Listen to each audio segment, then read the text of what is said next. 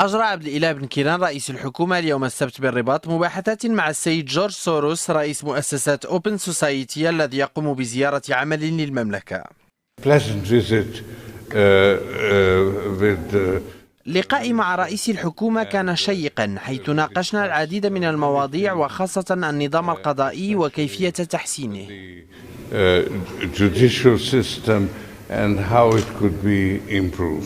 ويقوم السيد ساوروس بزيارة إلى المملكة للمشاركة في اجتماع مجلس إدارة مجموعة International Crisis Group، وهو منتدى للتفكير يضم شخصيات مرموقة عديدة تعمل في خدمة السلم والاستقرار في العالم.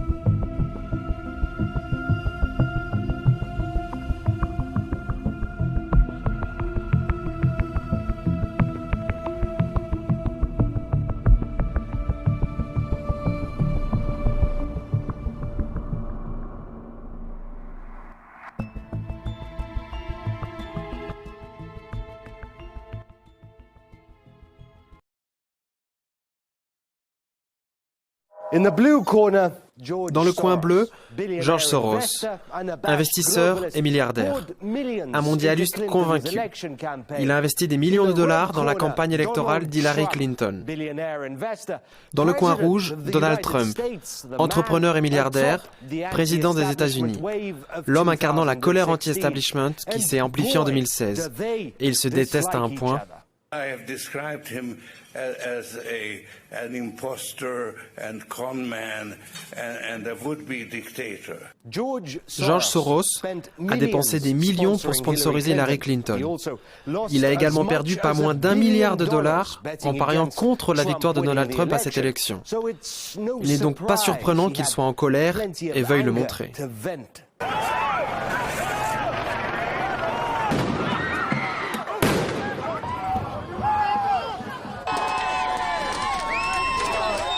Les émeutes que nous avons vues un peu partout aux États-Unis après la victoire de Donald Trump ont été favorisées par des ONG de George Soros, qui s'en vantaient même. Il paraît que Soros n'aime pas perdre, qu'il n'a jamais aimé ça. Il a une grande expérience dans l'organisation d'émeutes et de révolutions dans différents pays.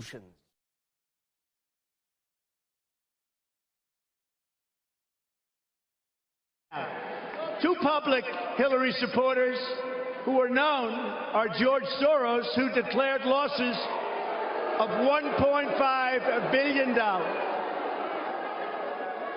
Soros declared 1.5 losses, $1.5 billion in just 6 months.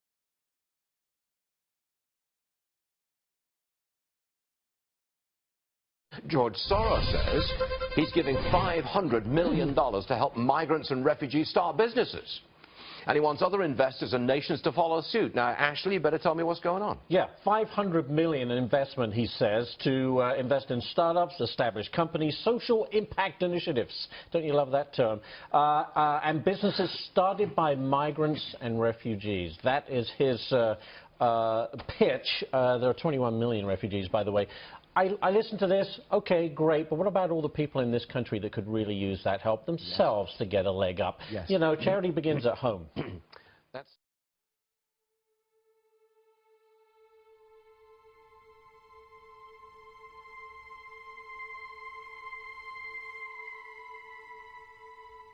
Je le dis parce que George Soros a récemment donné à son organisation Open Society, qui bien entendu fait campagne pour la libre circulation des personnes et supporte des structures supranationales telles que l'UE, et lui a récemment versé 18 milliards de dollars. Et son influence ici à Bruxelles est vraiment extraordinaire. Open Society se vante même d'avoir eu 42 réunions l'année dernière avec la Commission européenne. Ils ont même publié un livre sur leurs alliés fiables au Parlement européen. Et 226 noms se trouvent dans cette liste, y compris le vôtre, monsieur. Et je savais que vous trouveriez ça intéressant. Nous avons même vu la semaine dernière M. Verhofstadt faire du lobbying pour George Soros à la conférence des présidents au sujet d'un conflit en cours avec Viktor Orban, le Premier ministre hongrois. Si nous devons avoir un débat où nous prétendons parler de complète transparence politique et financière, bien faisons-le. Je dois donc écrire aujourd'hui aux 226 d'entre vous et vous poser quelques questions très simples. Avez-vous un jour reçu des fonds, directement ou indirectement, de Open Society? À combien de leurs réunions avez-vous assisté? Pouvez-vous, s'il vous plaît, nous communiquer une liste de toutes celles-ci et de tous ces représentants, y compris vous, M. Soros? Et je pense que le Parlement devrait maintenant créer une commission spéciale et mettre son nez dans tout ceci. Et je dis ça car je crains que ce pourrait être mettre le nez dans la plus vaste collusion de politique internationale de toute l'histoire.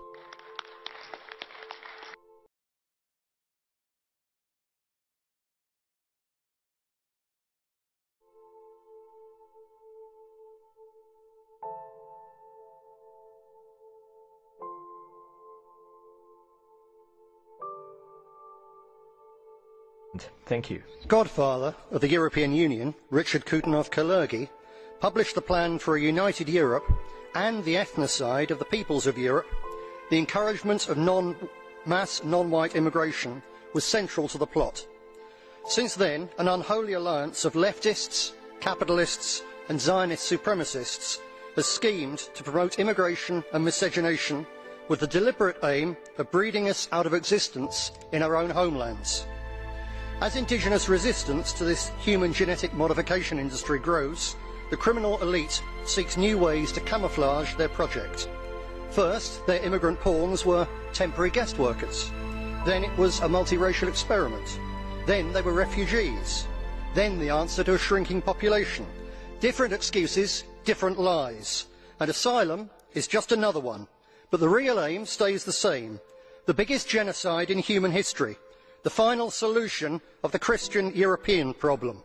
This crime demands a new set of Nuremberg trials, and you people will be in the dock. Mr. Griffin, there is a blue card for you from Mrs. Gomez, all right? Señora Gomez. Mr. President, I'm really ashamed of the racist and xenophobic terms that were used by Mr. Griffin, and my only question to him is if he's there to make any concrete suggestions and amendments to the legislation. Is your policy serious, or are you just shouting? And I hope you will not be re-elected if you seek re-election, because it's a shame for this Parliament, the kind of statements you have just made. Señor Griffin? Mr. Griffin. It's you that's shouting, because obviously the truth hurts. Yes, I will be seeking re-election. Yes, I hope to return here to speak up for the indigenous Europeans, which the founder of this place has deliberately set out to wipe out, because that is a crime. I'm telling the truth. I have a constructive suggestion to help those poor asylum seekers from Africa. Yes, make it clear they can't come here, so they don't try to cross the sea and drown in huge numbers. The best way for them is to get the banks off the backs of their countries so they can live in peace in their countries and we Europeans can live in peace in ours. Thank you.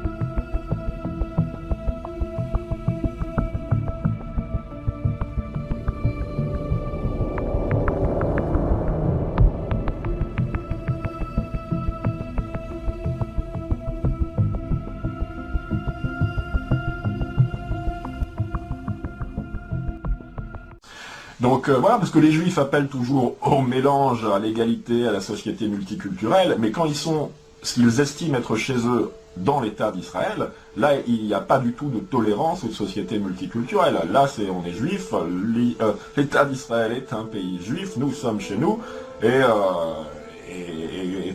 on peut prendre nos bulldozers pour quand toutes les nations auront été détruites, quand plus aucune race n'existera, que tout aura été mélangé, toutes les traditions, toutes les religions auront disparu, que selon eux, selon les juifs, le Messie arrivera. Il faut d'abord instaurer la paix, c'est-à-dire tout détruire, et ensuite le Messie des Juifs arrivera pour instaurer le nouveau royaume de David. C'est ça leur escalade.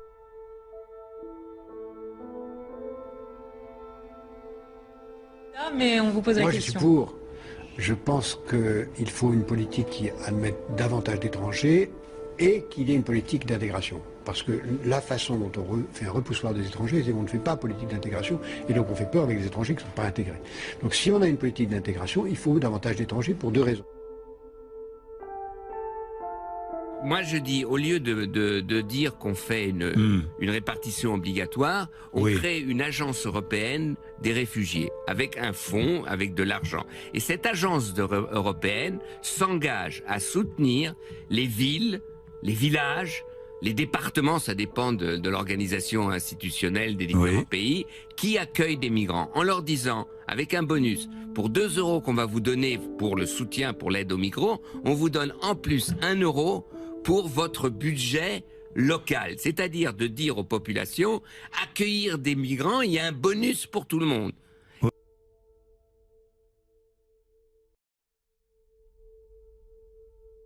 Quel est l'objectif? Ça va faire parler, mais l'objectif, c'est relever le défi du métissage. Défi du métissage que nous adresse le XXIe siècle. Ce n'est pas un choix, c'est une obligation, c'est un impératif. On ne peut pas faire autrement. Nous sommes aujourd'hui à presque 300 grands ensembles régionaux de tailles différentes et avec des vocations qui sont celles qui s'inscrivent dans la diversité. Et puis moi, une dernière chose, j'en ai assez, si vous voulez, des gens qui ont toujours le double discours par rapport à la France. Vous avez, je crois, madame, plusieurs nationalités. Il me semble que quand vous allez en Israël et qu'on vous parle de l'immigration palestinienne, vous êtes extrêmement ferme avec cette immigration et vous avez même déclaré, et vous avez même déclaré qu'Israël est l'État des Juifs et que Israël, contrairement à la France, n'a pas... Moi qui soutiens la cause palestinienne. Eh ben justement, je ne vous entends jamais. On dérive totalement là, je pense. Je ne vous entends jamais dénoncer la politique nationaliste du gouvernement madame, vous israélien. arrêtez.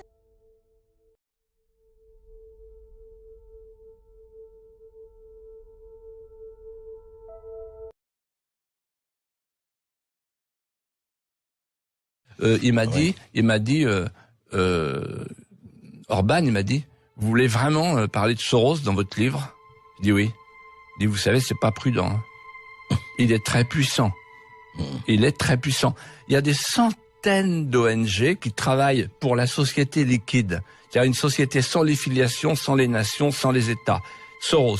Open Borders. Voilà. Open Society. Voilà. Open Society. Et donc ce Soros, en fait, il claque du doigt et Juncker se met à genoux devant lui. Macron se met à genoux devant lui. Tout le monde se met à genoux devant Soros. Que les auditeurs retiennent bien ce nom. C'est le nouveau patron. C'est the big boss de l'Europe. Et ce gars-là, c'est quoi? C'est un spéculateur qui se fait prendre pour un bienfaiteur. Vraiment, cet homme me dégoûte. Écoutez, c'est intéressant de parler de Soros. On sait très très bien qu'il a financé des femmes au Black Bloc, enfin beaucoup de monde, ça c'est clair. Attendez, il finance des députés européens. Il y a un rapport qui dit qu'il finance. Il y a 200 députés européens qui sont dans la main de Soros. Vous vous rendez compte? Vous vous rendez compte jusqu'où va l'argent? 200. Oui. Et ces gens qui nous... 200, oui.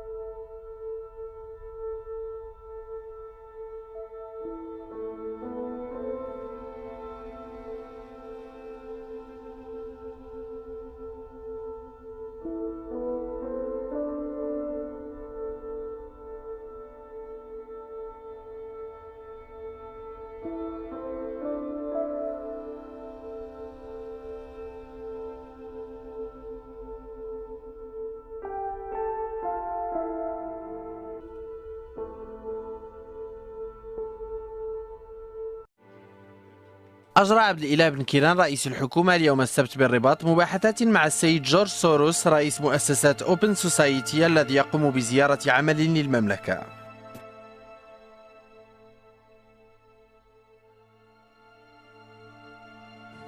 أغلبية ومعارضة رأت الأحزاب المغربية في تسوية المملكة لوضعية المهاجرين قرارا شجاعا ينم عزم المغرب الانخراط الجاد في معالجة مختلف الإشكاليات المرتبطة بالهجرة. المبادرة الملكية تؤسس لمرحلة جديدة في العلاقة بين المغرب والبلدان الإفريقية من جهة وبين الشمال والجنوب من جهة ثانية. حقيقة شرف كبير بالنسبة للمغرب، وفي نفس الوقت يدل على أنه برغم مشاكله سيتحمل جزء من هذا العبء المرتبط بالمآسي التي تعيشها عدد من الشعوب أساسا من بلدان إفريقية لكن كذلك من بلدان أخرى. خاطر ولاد حي الكرم خريبكا خاطر خويا النادوري. العملية الاستثنائية لتسوية وضعية المهاجرين المقيمين بصفة غير قانونية ستمتد من فتح يناير إلى غاية ما تم شهر دجنبر من العام المقبل. خصنا نمشيو بخطى حثيثة وانا كنوضع بقوة القضية ديال الوقت. لا يجب أن نترك الأمور. كاين هذا الاهتمام اليوم، كاين هذه الإرادة السياسية المعبر عليها على أعلى مستوى من طرف صاحب الجلالة. ما خصناش أننا نعنلوا على استراتيجية ومن بعد نلقاو راسنا من بعد سنة أو سنتين ما درنا والو.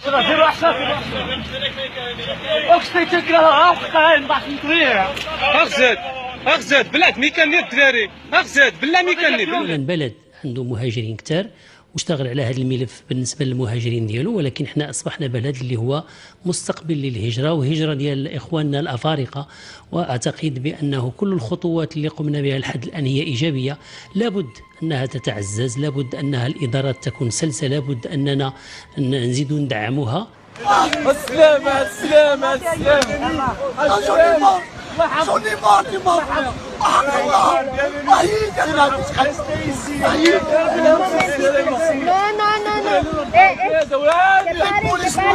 تسوية وضعية المهاجرين المقيمين بصفة غير قانونية مبادرة جديدة يؤكد من خلالها المغرب تميزه كبلد منفتح ومواكب لقضايا الوافدين عليه.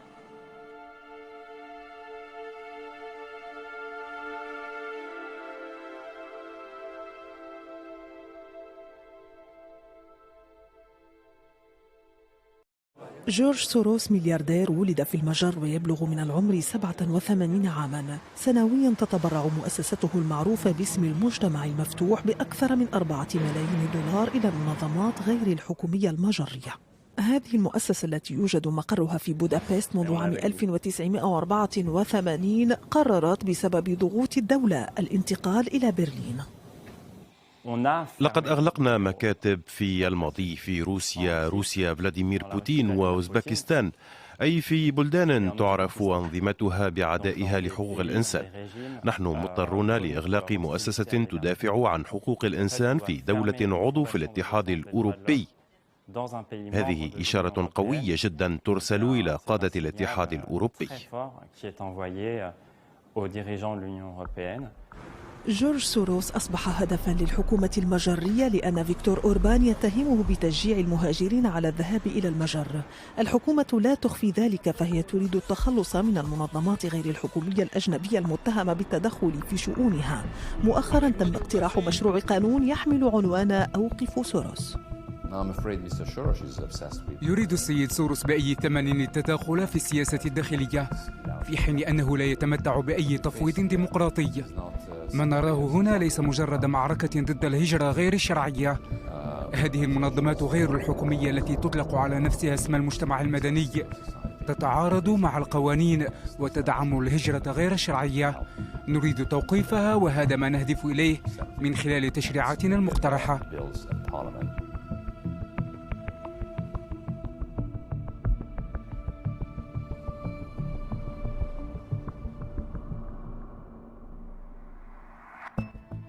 أعيش إلى جانب عدد من أصدقائي ظروفا صعبة في الشارع. ليس لدينا الإمكانية المادية لاستئجار شقة تأوينا، مما يضطرنا إلى المبيت في العراء. المشرفون على هذه الجمعية قدموا لنا خدمة كبيرة في هذه الظروف الصعبة.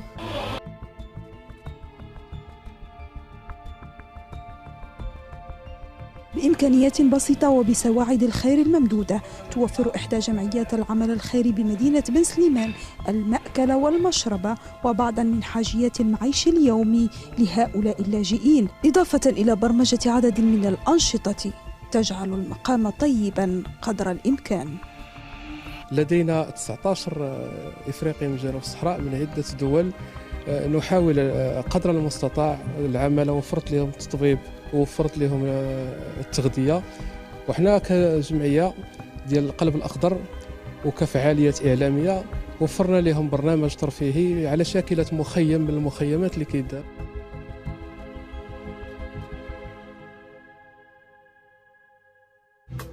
هو سباق مع الزمن بنشاط وحيوية تستعد سيدة جميلة وزميلاتها تحضير وجبات الإفطار لضيوف استثنائيين قبل أذان المغرب. هم مجموعة من المهاجرين الأفارقة الذين يقطنون في مدينة سلا، يترددون على مركز المهاجرين إيد فيدراسيون الذي يقدم إليهم مساعدات اجتماعية وقانونية.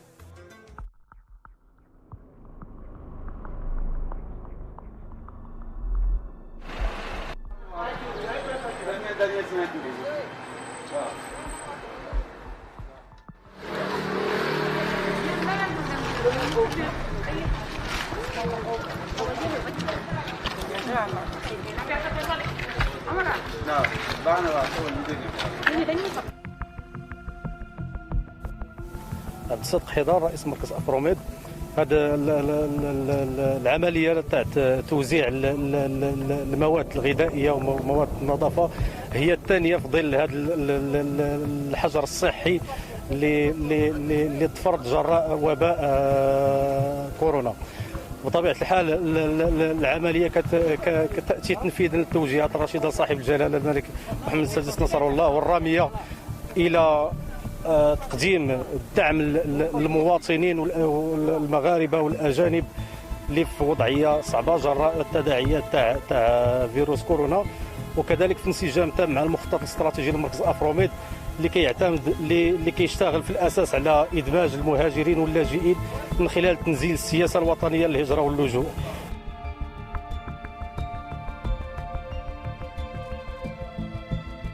انسجام تام مع المخطط الاستراتيجي لمركز أفروميد اللي كيعتمد اللي كيشتغل في الأساس على إدماج المهاجرين واللاجئين من خلال تنزيل السياسة الوطنية للهجرة واللجوء.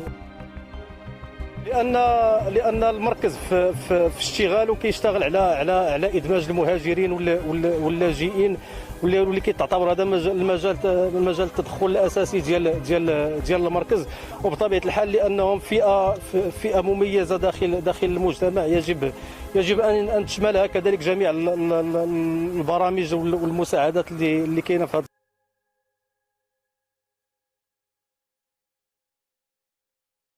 لماذا النظرة إليها من جانب التشكيك يا سيدة كريمة؟ يعني ما الذي يجعلنا ننظر إلى جمعية خيرية تقول إن معي أوراق رسمية ومعتمدة من الحكومة المغربية أقدم خدمة ما لكيان ما في المجتمع، مثلا ذوي الإعاقات مثلا يعني ذوي الاحتياجات الخاصة، ما الذي يجعلنا هنا ننظر لها بنظرة التشكيك؟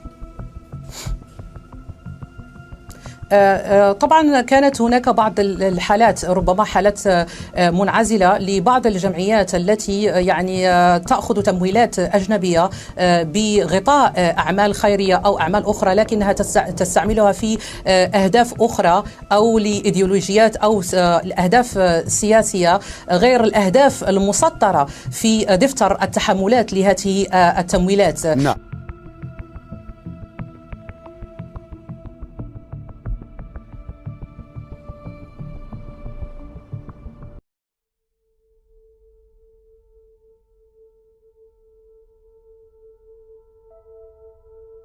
Le remplacement de la population européenne par des migrants n'est pas une théorie du complot, c'est une recommandation officielle de l'Organisation des Nations Unies.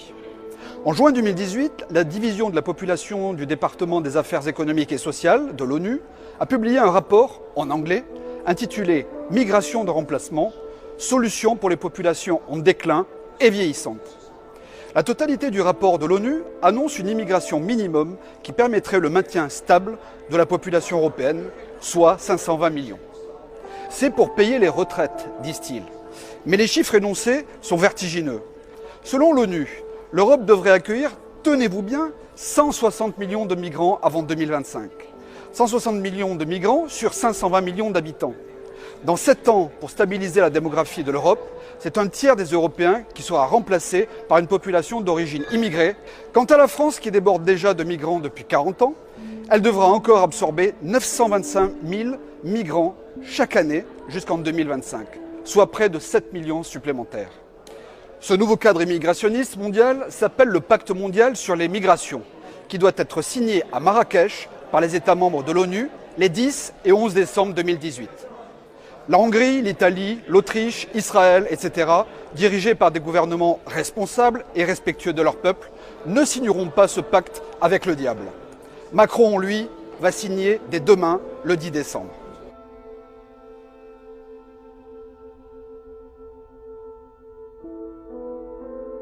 العاهل المغربي أكد في الرسالة أن إفريقيا والمغرب أسسا مكانان مناسبان لعقد مؤتمر دولي يهتم بملف الهجرة.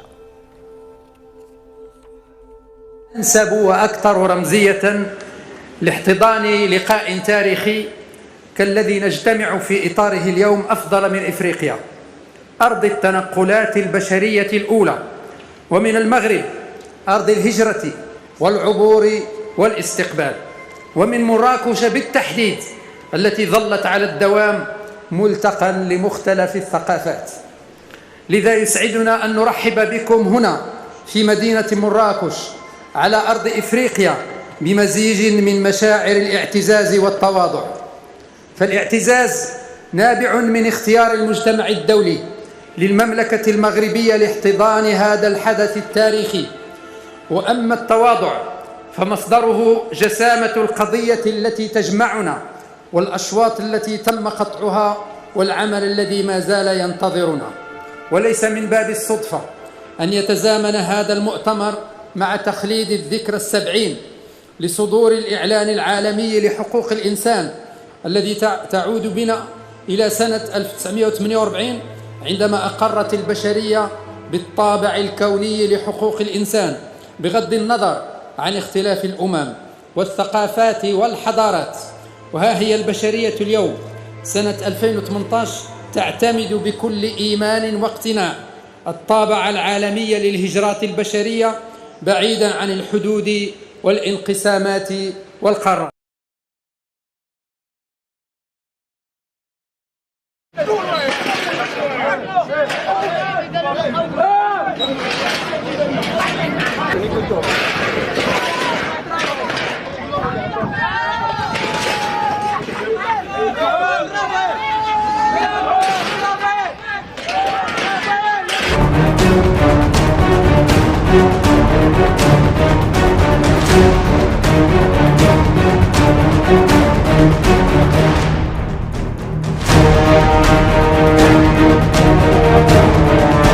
حشومات عيب وعار على هذا الشيء. شو عزاواش دايرين العباد الله ولاد البلاد المغاربه ولا وقفوا اللي ما دورش معاهم يهجموا عليه. شوف حشومه هذا الشيء هذا، هي حتى حشومه.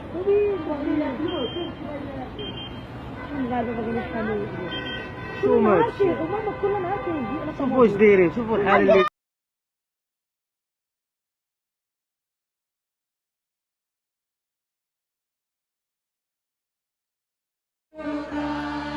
Le pape François a donc lavé et baisé les pieds de 12 personnes, des migrants de confession chrétienne, hindoue et musulmane, comme le fit Jésus avec ses disciples avant la scène.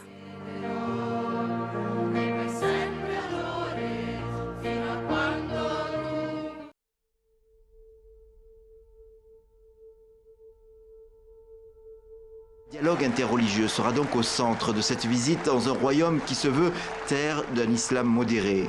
Il est essentiel pour participer à l'édification d'une société ouverte, plurielle et solidaire, de développer et d'assumer constamment et sans faiblesse la culture du dialogue comme chemin à parcourir.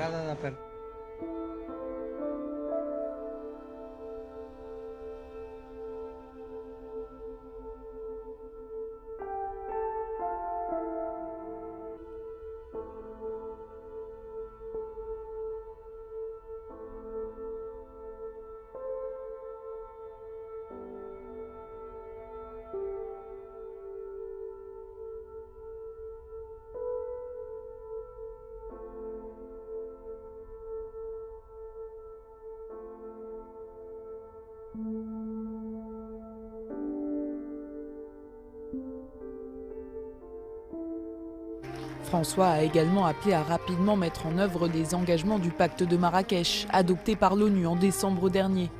Un pacte mondial pour des migrations sûres, ordonnées et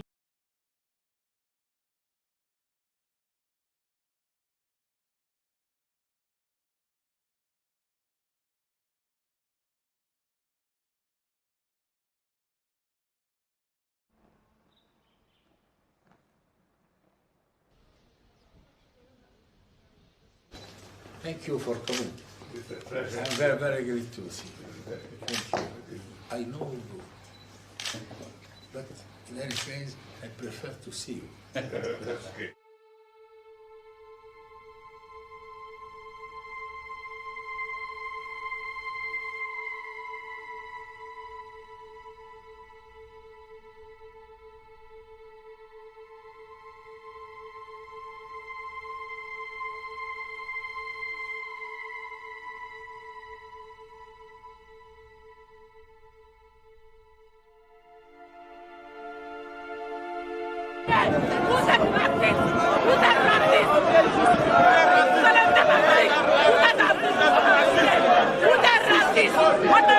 هذه الوقفة الاحتجاجية ننكر ونستنكر هذه الجريمة التي قد أدت بحياة فرد من أفراد إفريقيا كما يسموننا.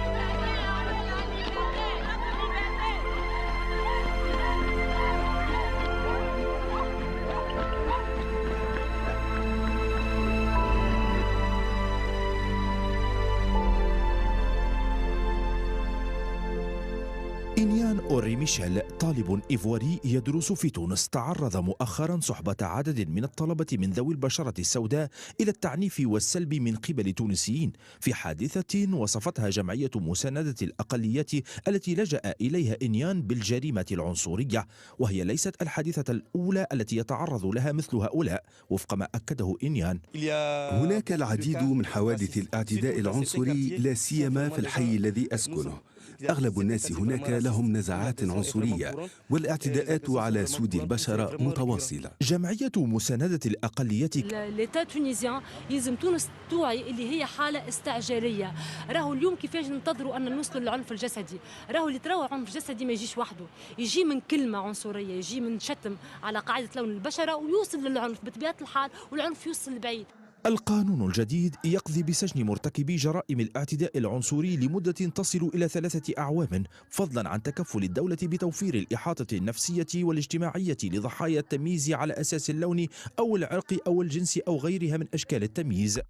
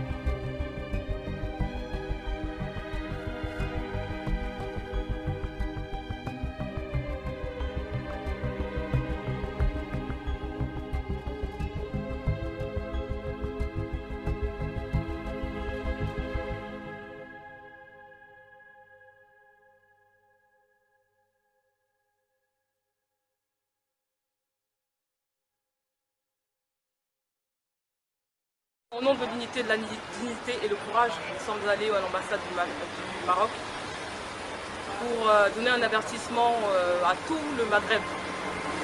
Et ici, nous appelons à la destruction systématique du Maghreb en tant qu'entité physique, invisible, visible et morale.